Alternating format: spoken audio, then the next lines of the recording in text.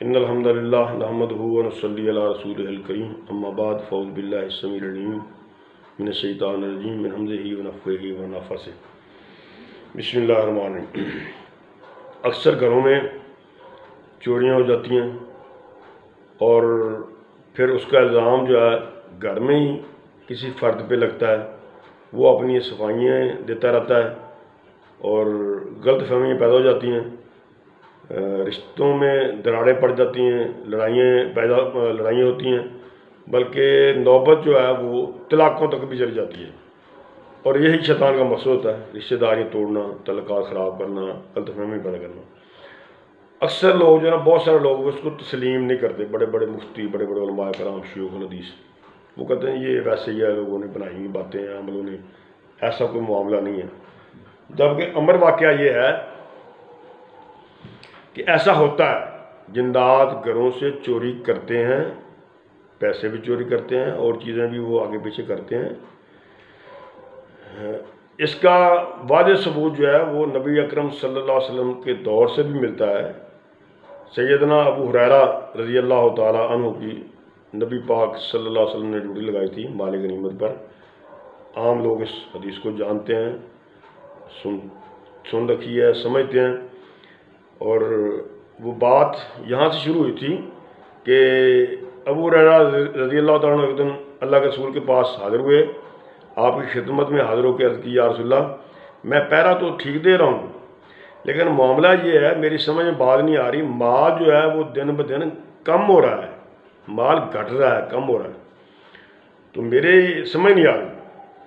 نبی اکرم صلی اللہ علیہ وسلم نے فرمایا، آپ اس طرح کرنا ہے، آج کے بعد آپ نے پڑھنا ہے سبحان من سخر قال محمد صلی اللہ علیہ وسلم، یہ پڑھیں انشاءاللہ اللہ مہربانی کرے گا۔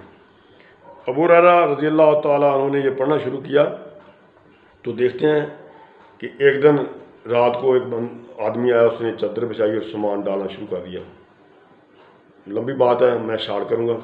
آپ نے اس کو پکڑ لیا، اس نے منت سماج کی، آپ کو ترس آیا، آپ نے چھوڑ دیا۔ دوسرے دن پھر ایسا ہوا، پھر اس نے منت ترلا کیا، آپ نے چھوڑ دیا۔ تیسرا دن پھر آپ نے پکڑ لیا، فرمانے لگے میں آج آپ کو چھوڑوں گا نہیں، بلکہ اللہ کے رسول کی خدمت میں آپ کو پیش کروں گا۔ اس نے منتیں کی، واسطے وغیرہ ڈالے، تو کہنے لگا یار مجھے چھوڑ دے، میں آپ کو ایک نسخہ بتاتا ہوں، وہ آپ استعمال کریں، اس پہ عمل کریں، تو اس کے بعد آپ کی چوری نہیں ہوگی۔ ابو ہریرہ رضی اللہ تعالیٰ فرمانے لگے بتاؤ۔ اس نے کہا جی آپ آیت الکرسی پڑھ کے سویا کریں، انشاءاللہ آپ کو مال چوری نہیں ہوگا انشاءاللہ۔ تو شاید اس نے کہا یا نہیں کہا۔ سیدنا ابو ہریرہ رضی اللہ تعالیٰ نے یہ ساری بات جو ہے اللہ کے رسول صلی اللہ علیہ وسلم کو بتائی آگے۔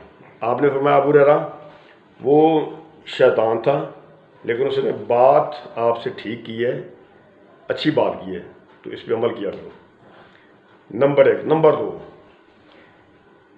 اکثر علماء جانتے ہیں کہ سیدنا ابو ایوب انصاری رضی اللہ تعالیٰ عنہ کی کھجوریں چوری ہوتی تھیں، اور بھی کئی ایسی مثالیں جو ہیں وہ نبوی دور سے اور صحابہ کے دور سے ایسی مثالیں ملتی ہیں۔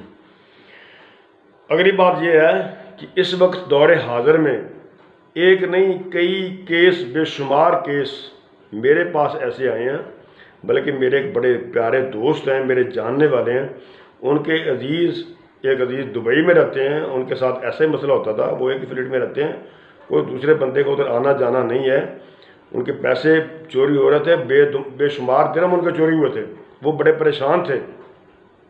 بلکہ یہ تو کوئی شک کیا جا سکتا ہے کوئی بندہ آیا جو وہ لے گیا اٹھا کے، ایسا نہیں ہے۔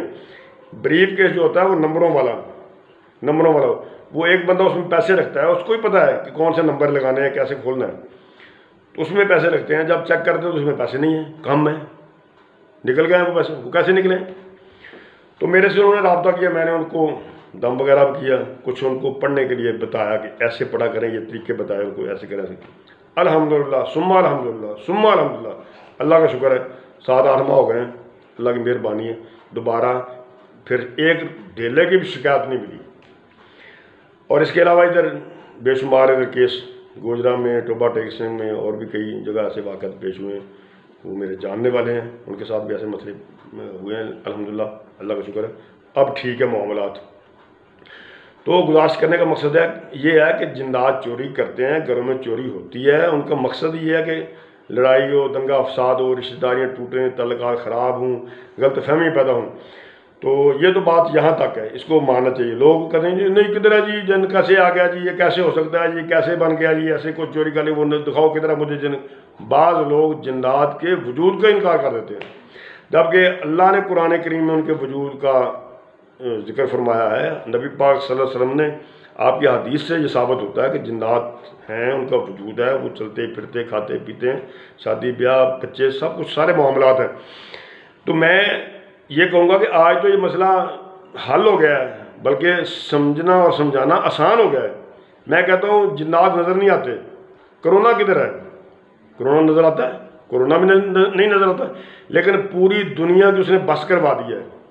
کرونا کو یار مانتے ہو، جنات کو نہیں مانتے، جس کا اللہ ذکر فرما رہے ہیں قرآن کریم میں، نبی پاک فرما رہے ہیں۔